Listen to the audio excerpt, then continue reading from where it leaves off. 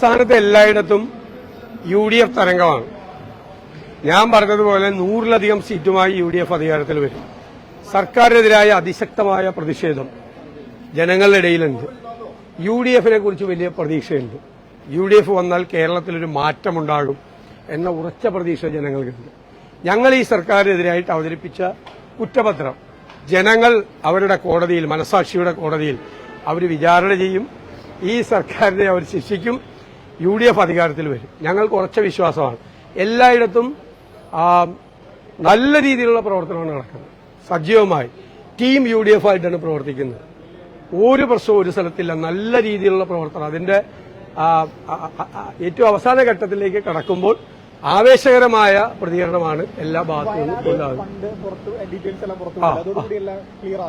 അല്ല, അത് ബാങ്കിലെ അക്കൌണ്ട് സ്റ്റേറ്റ്മെന്റിൽ കൊടുത്ത് ഞാൻ പറഞ്ഞതല്ലേ, ആപ്പ് വഴി കളക്ട് ചെയ്ത പൈസ അത് പുറത്തു കൊടുത്തു.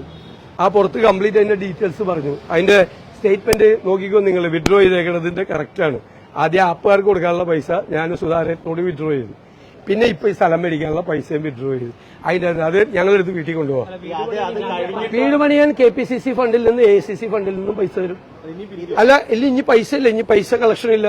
KPCC ഫണ്ടിൽ നിന്ന് പൈസ കൊടുക്കും, ACC ഫണ്ടിൽ നിന്ന് പൈസ കൊടുക്കും. ആരെങ്കിലും തന്നാ വാങ്ങിക്കും.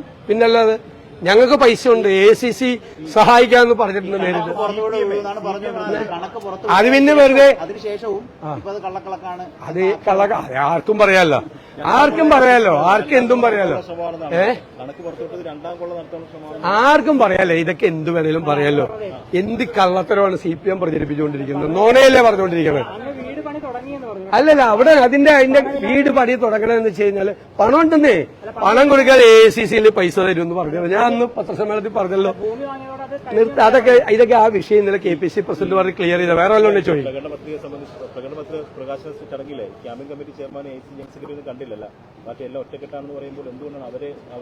വേറെ കുത്തിത്തിരിപ്പാട് രാവിലെ ഇറക്കിയിരിക്കുകയാണ്. വെറുതെ അതൊക്കെ ഞങ്ങളാണ് തീരുമാനിക്കുന്നത്. ഞങ്ങളുടെ പരിപാടിയിൽ ആരൊക്കെ ഉണ്ടാവണമെന്ന്. അവിടെ ഞാനുണ്ടായിരുന്നു, തെലങ്കാന മുഖ്യമന്ത്രി ഉണ്ടായിരുന്നു, ഈ മാനിഫെസ്റ്റോ കമ്മിറ്റിയുടെ ചെയർമാനും അംഗങ്ങളും ഉണ്ടായിരുന്നു. അത് അദ്ദേഹം എല്ലാവരും ഓരോ സ്ഥലത്തല്ലേ, ഓരോ സ്ഥലത്ത് പരിപാടിയിലല്ലേ. നല്ല കുത്തിത്തിരിപ്പാണല്ലോ രാവിലെ. വേറെ ഒന്നുമില്ല. വേറെ കുത്തിത്തിരിപ്പ്. ഇലക്ഷന്റെ അവസാനമായി കുത്തിത്തിരിപ്പ് ചോദ്യമാണത്. ഓരോ ഫംഗ്ഷനിലും ഞാൻ ചോദിക്കട്ടെ, പിണറായി വിജയനുള്ള പരിപാടിയിൽ എല്ലായിടത്തും MP ഗോവിന്ദൻ ഉണ്ടായിരുന്നോ? TP രാമകൃഷ്ണൻ ഉണ്ടായിരുന്നോ? TP രാമകൃഷ്ണൻ MP ഗോവിന്ദനും പിണറായി വിജയനും കൂടിയാണ് ഇതെല്ലാം ചെയ്തത്.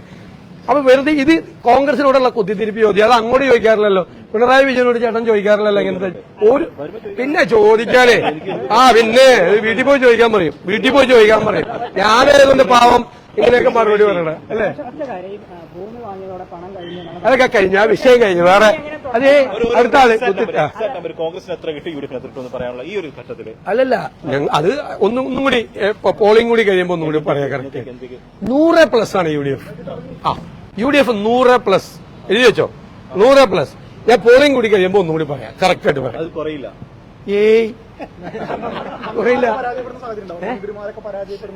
ഉറപ്പായിട്ട് മനസ്സിലായി. 1 ഡസൻ മന്ത്രിമാരെങ്കിലും പരാജയപ്പെടും. 1 ഡസൻ. ചിലപ്പോ 1-2 അങ്ങോട്ടും ഇങ്ങോട്ടും മാറുന്നേ. ചിലപ്പോ ഒന്ന് കൂടി, ചിലപ്പോ ഒന്നും കുറയും.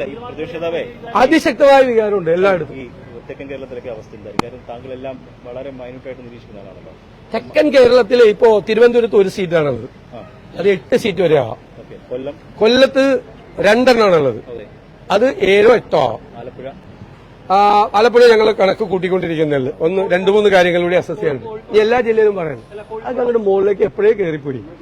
30 കൊല്ലത്തിനിടയിൽ ജില്ലാ പഞ്ചായത്ത് ആദ്യം പിടിച്ച ജില്ലയാണ്. അപ്പൊ അന്ന് തന്നെ മനസ്സിലായില്ലേ സംഭവം അവിടെ വലിയ ചേഞ്ച് ആണെന്ന്. എറണാകുളത്ത് എത്തുന്നതിന് മുമ്പ് UDF-ന് ഭൂരിപക്ഷം കിട്ടും. കേട്ടോ എറണാകുളത്ത് എത്തുമ്പോഴേക്കും UDF-ന്റെ ഭൂരിപക്ഷവും.